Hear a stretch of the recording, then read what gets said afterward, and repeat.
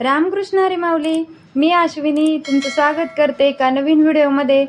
तर आज ना मला मेथीचे पराठे करायचे होते. म्हणजे कालच मस्त अशी मेथीची भाजी मी साफ करून ठेवली होती ना, त्याचेच पराठे मला करायचे होते. त्याच्यासाठी ना मस्त अशी ना भाजी स्वच्छ पहिली धुवून घेतली, नंतर एकदम बारीक चिरून घेतली. ते देठ वगैरे ना जे जास्त होते ते एक्स्ट्राचे काढून घेतले आणि एकदम बारीक मेथीची भाजी मी अशी चिरून घेतली. त्याच्यानंतर आहे ना त्यामध्ये मस्त असं आहे ना, मी काय केलं होतं, मिरचीचा ठेचा बनवला होता. म्हणजे लसूण अद्रकची पेस्ट असते ना, लसूण हिरवी मिरची अद्रकची पेस्ट घातली आणि ना आपले 3 प्रकारचे पीठ घातले. म्हणजे बाजरीचं पीठ, गव्हाचं पीठ आणि तांदळाचं पीठ मस्त असं घातलं. नंतर मी ना चण्याचं पीठ घालायचं विसरले होते, कारण मला आहे ना मिक्स पिठांचेच म्हणजे थालीपीठ करायचं होतं. मी दरवेळेस काय करते, चपातीचंच फक्त गव्हाचं पिठाचं मिक्स करून घेते ना, पण ह्यावेळेस मी सगळे मिक्स पिठांचं करणार होते. मस्त सगळे ना एक एक छोटी छोटी वाटी ना पीठ घेतले होते मी आणि त्यामध्ये ना आपली हळदी पावडर, लाल मिरची पावडर, परत धना पावडर आणि ना जास्त असे तीळ आणि थोडेसे जिरं आणि थोडासा ओवा घातला होता.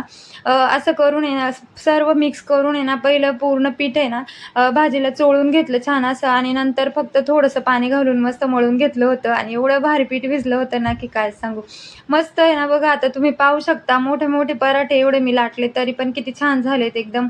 आणि पीठ पण आहे ना एकदम मिडियम असं मस्त असं भाजलं होतं. आता अभिला आहे ना जायचं होतं दुकानावर, त्याच्यासाठी ताट करून दिलं, छान असा परोठा त्याला करून दिला आणि पुदिन्याची चटणी मी केली होती ना ती त्याला दिली.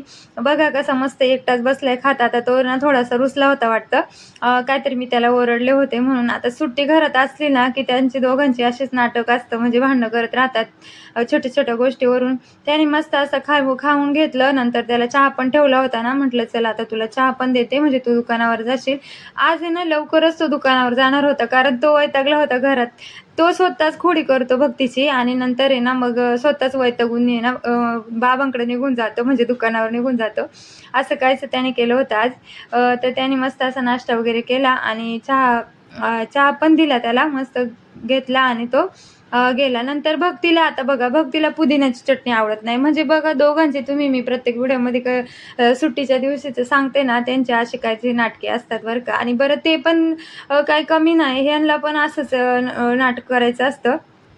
ज्या दिवशी मी ना नाश्त्याला वेगळं काहीतरी बनवील ना, तर त्यांचं असतं की बाबा मला माझी भाजी भाकरी पण पाहिजे म्हणून. आता भक्तीला दह्याबरोबर मस्त असं लाल तिखट आणि थोडंसं मीठ घालून आहे ना मिक्स करून दिलं आणि नंतर मग मी एक भाकरी करून घेतली आणि मध्येच मी ना चहा पण करून घेतला. कारण ह्या दोघांना आहे ना सुट्टीच्या दिवशी सांभाळणं म्हणजे मूर्खाची बात आहे म्हटलं तरी चालेल, नाकात दम करून आणतात ते माझं तर. तर असंच काहीच मस्ती 5 मिनिटं फक्त एकत्र जर मी त्यांना सोडून इकडं किचनमध्ये आले ना, तरी मस्ती करायची सुरुवात चालू करतात. मस्त भाकरी करून घेतली. शापूची भाजी आहे ना साफ करून चिरून ठेवली होती पहिली मी, कारण मला सकाळी ना आज मला भाजी चपातीच करायची होती. त्यांना मी म्हटलं होतं मी आज दुसरं काही करणार नाही, भाजी चपातीच करणार आहे. पण आधीच रात्रीचं चाललं होतं की मम्मी सुट्टीच्या दिवशी तरी काहीतरी वेगळं करीत जा सकाळच्या नाश्त्याला. मग म्हणून मी पराठ्यांचा बेत घातला, कारण भाजी पण साफ केलेली होती. म्हटलं चला आता पटकन होऊन जाईल. तर शापूची भाजी ते ना मी रात्री त्याच्यासाठी मुगाची डाळ पण मस्त अशी भिजत घातली होती. मग छान कांदा चिरला, हिरवी मिरची फोडणीला दिली, जिरा फोडणीला देऊन मस्त भाजी तयार करून घेतली. आणि एक साईडली ना सोयाबीन, एकदम छोटेवाले सोयाबीन असतात ना, ते मी गरम पाण्यात भिजत घातले होते, कारण मला सोयाबीन भात पण करायचा होता. कारण परोठे मी फक्त सकाळच्यालाच केले होते, मोजकेच केले होते, जास्त नव्हते केले. आणि आपण जरी जास्त म्हणजे थोडेफार करायचं म्हटलं ना, तरी पीठ थोडंसं कमीच होतं. म्हटलं दुपारच्याला काही पुरणार नाही, म्हणून म्हटलं की यांच्यासाठी तर मी भाकरी आणि भाजी बनवलीच आहे. तर म्हटलं थोडासा मसाले भात पण एक्स्ट्राचा घालून ठेवते. पण आता कसं ओल्या वाटाण्याचं सीझन वगैरे नाही आहे, त्याच्यामुळे ना सोयाबीनच भिजत घातले होते. कारण आबीला तर सोयाबीन भात खूप आवडतो आणि मी बरेच दिवस झालं केलाच नव्हता मसाले भात. त्यामुळे म्हटलं चला आता सोयाबीन भातच करूया. सगळ्या भाज्या पहिल्या चिरून घेतल्या होत्या. नंतर सोयाबीन पण छान असं भाजलं होतं. फोडणीला मस्त कांदा परतून घेतला छान असा. अद्रक लसूणची पेस्ट थोडीशी टाकून आहे ना आपले मसाल्याच्या डब्यातले मस्त बेसिक मसाले सर्व घालून सोयाबीन पहिले आहे ना त्यामध्ये परतून घेतलं. ते पूर्ण परतून झाल्याच्या नंतर मग सगळ्या भाज्या मी घातल्या होत्या. शिमला मिरची, बटाटा, थोडंसं फ्लावरचे पण 2-3 फुटके उरले होते ना, ते पण त्यात घालून घेतले.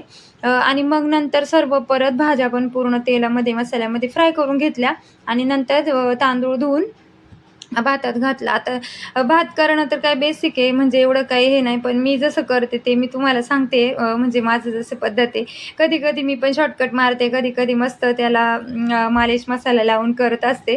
आज आहे ना म्हटलं आता चला पूर्ण आहे ना, आणि कोथिंबीर पण होती ना जास्त साफ केलेली, मस्त वरून कोथिंबीर घातली आणि पूर्ण गदगदून उकळी जेव्हा आली ना, तेव्हा मी झाकण मारलं. जेणेकरून आहे ना मस्त असं आपल्याला पण कळतं आळणी वगैरे आहे का, कारण वासानेच कळतं भात आळणी की काय ते. मस्त 2-3 शिट्ट्या होईल तोपर्यंत मी माझं ताट वाढून घेतलं जेवायला. आता मी पण त्यातली ना थोडीशी भाकरी घेतली होती खायला. म्हटलं आता मला दुपारी दुकानावर जायचंय. संध्याकाळी 8 वाजेपर्यंत खूप भूक लागेल, म्हणून म्हटलं चला आता, कारण मी भात खात नाही त्यामुळं म्हटलं आता भाकरी थोडीशी एक्स्ट्राची खावी. आणि भक्ती ना झोपली होती, म्हणजे त्यांची दोघांची मस्ती वगैरे करून झालं, कारण ती पण आज लवकर उठली होती. ती झोपली होती. मी मस्त जेवण वगैरे केलं आणि नंतर दुकानावर गेले. तर संध्याकाळी येताना आहे ना म्हटलं आता चला श्रावण सोमवार पण, श्रावण महिना चालू झालाय, म्हटलं चला मंदिरात जाऊन येऊया, पांडुरंगाचं दर्शन घेऊन येऊया. आता हे बाळ आहे ना, म्हणजे अगरबत्तीवाल्यांचं रावडी त्यांचं नाव आहे, आम्ही त्यांना रावडीच म्हणतो त्याला. त्याचं बाळ आहे, एवढं भारी आहे ना, ते कधीच रडत नाही, काय नाही, मस्त हसरा चेहऱ्यात. तर जरा वेळ तिथं मंदिरातच बसलो आम्ही आणि सत्संगला गेलो. आपण जेव्हा मनाकडनं अपेक्षा करतो तेव्हा त्याला पहिलं काहीतरी पुरवठा दिलेला पाहिजे. एक झाड लावलं, त्याला खत घातलं, पाणी घातलं, वाढलं. आपल्या अपेक्षा काय, लवकर लवकर व्हावं, वाढावं, मोठं व्हावं आणि आपल्याला त्याची फळं खायला मिळावी. पण ते असं नाही होत ना, त्याला खत पाणी, त्याची निगा, त्याचा निचरा, सगळं काय गवत काढणं, हे काढणं, त्याला पुरण भरणं, वेळच्या वेळी केलं तर ती फळं चांगली मिळणार ना. मग तसंच बहिर मनाला गोंजारून त्याला चांगलं चांगलं देत राहिलं पाहिजे. त्याला चांगलं चांगलं काय द्यायचं आपल्याला, सद्गुरूने आपल्याला खूप व्यवस्था केलेली आहे. दिवसभर कमी पडणार नाही.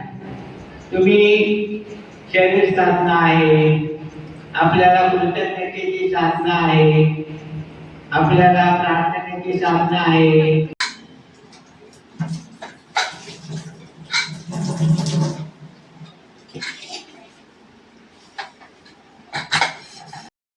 आता हा व्हिडिओ आहे ना शनिवारचा आहे बरं का.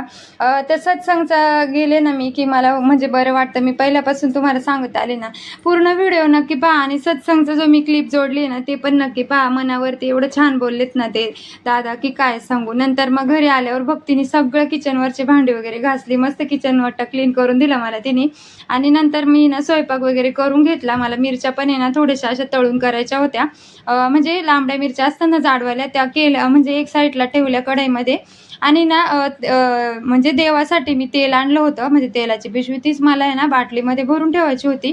तर मी आहे ना दरवेळेस म्हणजे देवाचा दिवा आहे ना पाम तेल आणते मी पिशवी. एवढा भारी दिवा लागतो ना की काय सांगू. आणि मला जे म्हणतात ना तिळाचं तेल वगैरे ते मला अजिबात पटत नाही, कारण मला वाटतच नाही की ते ओरिजिनल तिळाचं तेल असेल, म्हणून मी दरवेळेस पाम तेलाचं म्हणजे पिशवी आणते.